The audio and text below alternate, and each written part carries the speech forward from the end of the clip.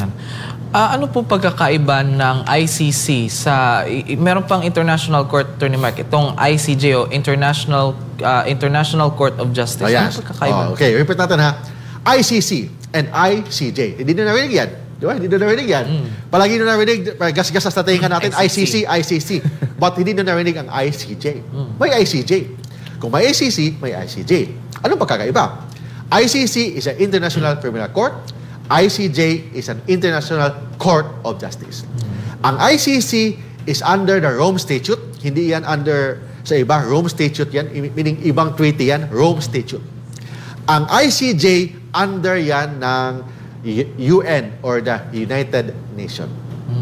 Ang ICC, ang pinag-usapan dito or yung mga subject dito, yung mga individuals.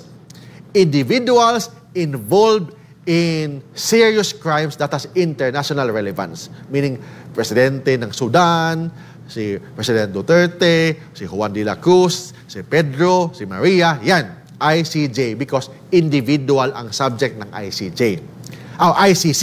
Ang ICC, individual ang subject ng ICC like Duterte, Presidente ng Sudan, Presidente ng ibang bansa, mga general, mga sino ba yan, mga tao. Ibig sabihin, tao ang pinag-usapan pag ICC, individual.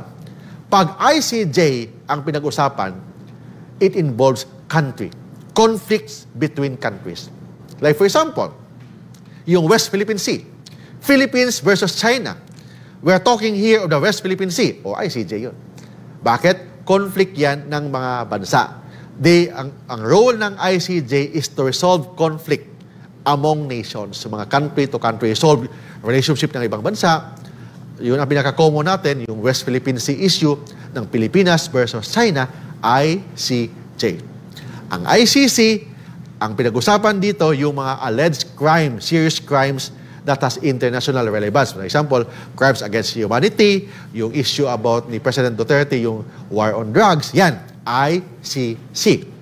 ICJ, conflict between countries, kasi pinag-agawan nila ang isang isla doon sa dagat or isang, for example, may mga oil reserves doon sa ibang sa international sea. O yan, yun tinatawag na ICJ. Ang ICJ under the United Nations, ang ICC is under Rome Statute.